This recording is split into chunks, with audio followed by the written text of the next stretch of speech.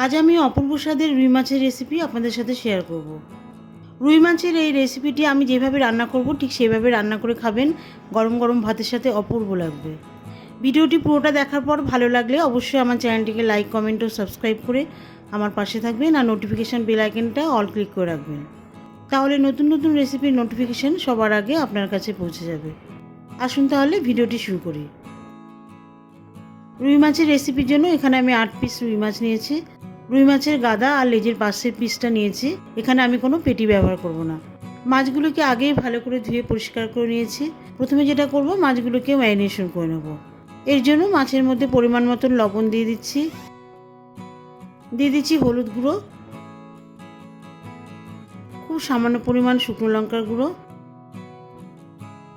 আর সর্ষের তেল।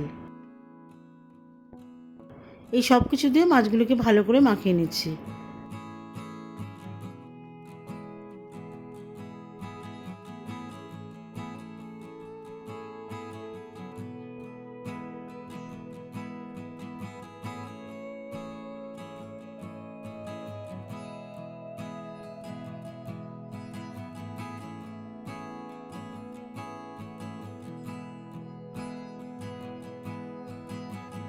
সব মশলা দিয়ে মাছগুলি মাখানোর পরে মাছগুলি 10 মিনিট রেখে দেবো। 10 মিনিট পরে গ্যাসে একটি কড়াই বসিয়ে দিয়েছি সর্ষের তেল। হাই ফ্লেমে তেল গরম করে নিয়েছি। তেল গরম হয়ে গেলে গ্যাসের হিট মিডিয়াম করে দিয়েছি। এবারে মাছগুলোকে একটা একটা করে ভেজে নেব।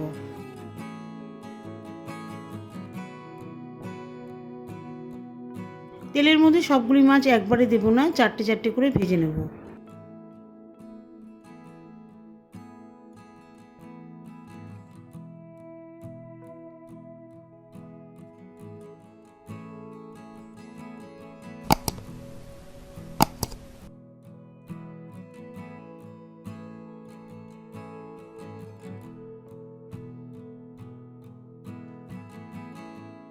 গরম তেলে মাছগুলি উল্টে পাল্টে হালকা লাল করে ভেজে তুলে নিয়েছি।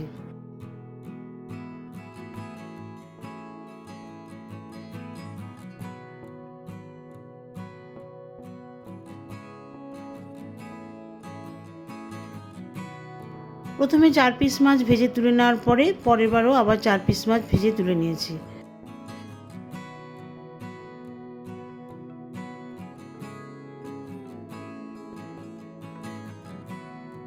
সব মাছগুলি ভেজে তুলে নিয়েছি। এবারে গ্যাসের হিট লো করে দিয়েছি। লো হিটে কিছু গোটা মশলা ফোড়ন দিয়ে দেবো। গ্যাসের হিট লো করে দিচ্ছি এই কারণেই যাতে গোটা মশলাগুলি পুড়ে না যায়। অনেক সময় কী হয়, হাইটে ফোড়ন দিলে মশলাগুলি পুড়ে যেতে পারে। যাই হোক, দিয়ে দিচ্ছি খুব সামান্য পরিমাণ গোটা জিরে, হাফ চা চামচের মতন, 2 টুকরো ছোটো দারচিনি স্টিক, 4 টুকরো ছোটো এলাচ, 4 টুকরো লবঙ্গ, এর সাথে 2টো ছোটো তেজপাতা দিয়ে দিচ্ছি। সবগুলি মশলা ফোড়ন দেওয়ার পরে 1 মিনিট মতন তেলের মধ্যে ভেজে নেব, যাতে ফোড়ন থেকে খুব সুন্দর একটা ফ্লেভার আসে। ফোড়নগুলি খুব সুন্দর করে ভেজে নিয়েছি। এবারে এর মধ্যে একটা বড় সাইজের পেঁয়াজ কুচি দিয়ে দেবো।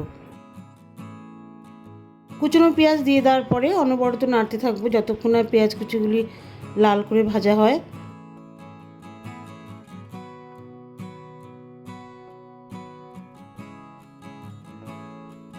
কুচনো পেঁয়াজগুলি লাল করে ভেজে নিয়েছি। এবারে এর মধ্যে কিছু মশলা দিয়ে দেবো।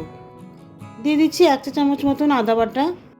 আদা বাটা দিয়ে দেওয়ার পরে আবারও 1 মিনিট ধরে তেলের মধ্যে কষাতে থাকবো, যাতে আদার মধ্যে যে জল থাকে সেটা তেলের মধ্যে শুকিয়ে যাবে আর আদার মধ্যে যে কাঁচা ভাব আছে সেটাও চলে যাবে।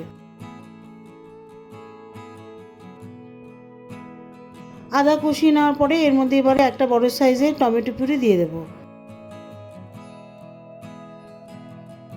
এর সাথে টমেটো পিউরির বাটিতে সামান্য জল মিশিয়ে দিয়ে দেবো। টমেটো পিউরি দিয়ে দেওয়ার পরে আবারও 2 মিনিট মতন কষিয়ে নেব, যাতে টমেটো পিউরির মধ্যে যে জল থাকে সেটা কিছুটা শুকিয়ে যায়।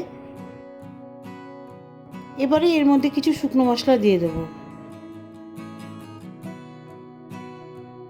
1 টেবিল চামচ জিরে গুঁড়ো, এর সঙ্গে দিয়ে দিচ্ছি ধনে গুঁড়ো,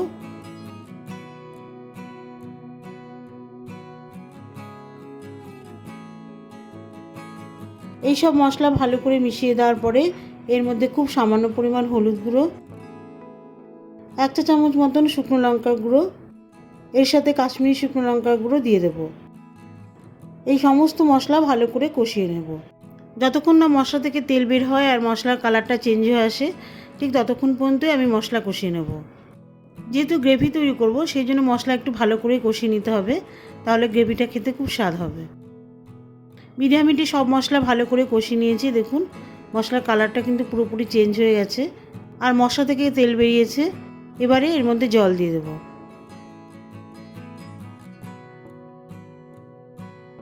মশলার মধ্যে প্রায় 2 গ্লাস মতন জল দিয়ে দিয়েছি। এর সাথে 1/2 চা চামচ মতন লবণ দিয়ে দিয়েছি। লবণ ঝোলের মধ্যে ভালো করে মিশিয়ে দিয়ে গ্যাসের হিট হাই করে দিয়েছি।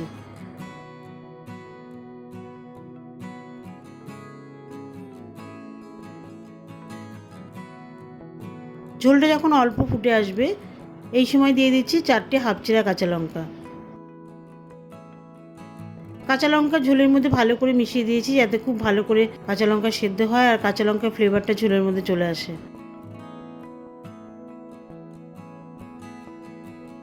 ঝোল ভালো মতন ফুটে এলে একে একে ভাজা মাছগুলি ঝোলের মধ্যে দিয়ে দেবো। মাছগুলি ঝোলের মধ্যে দিয়ে দেওয়ার পরে আস্তে আস্তে ঝোলের মধ্যে ভালো করে মিশিয়ে দেবো।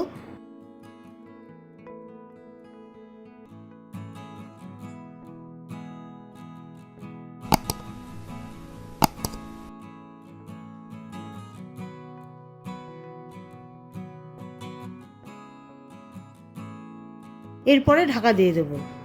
ঢাকা দিয়ে দেওয়ার পরে মাছগুলি ঝোলের মধ্যে 5 মিনিট ধরে ফোটাবো। তাহলে মাছগুলি ভালো মতন সিদ্ধ হবে আর মাছের যে ফ্লেভারটা সেটা ঝোলের মধ্যে পুরোপুরি মিশে যাবে। 5 মিনিট পর ঢাকনা তুলে নিচ্ছি। এবারে 1 চামচ ধনেপাতা বাটা মিশিয়ে দেবো ঝোলের মধ্যে।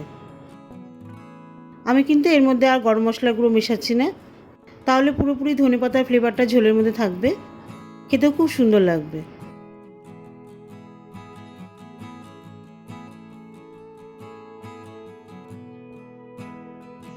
ধনেপাতা ঝোলের মধ্যে মিশিয়ে দেওয়ার পরে 1 মিনিট মতন ফুটিয়ে গ্যাস অফ করে দেবো।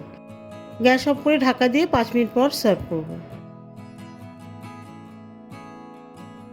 গরম গরম ভাতের সাথে খাবেন, দুপুরে হোক বা রাতে, অপূর্ব লাগবে। দেখা হবে পরবর্তী ভিডিওতে নতুন কোনো রেসিপি নিয়ে। ভালো থাকবেন, সুস্থ থাকবেন আর আমার চ্যানেলটিকে লাইক, কমেন্ট ও সাবস্ক্রাইব করে আমার পাশে থাকবেন।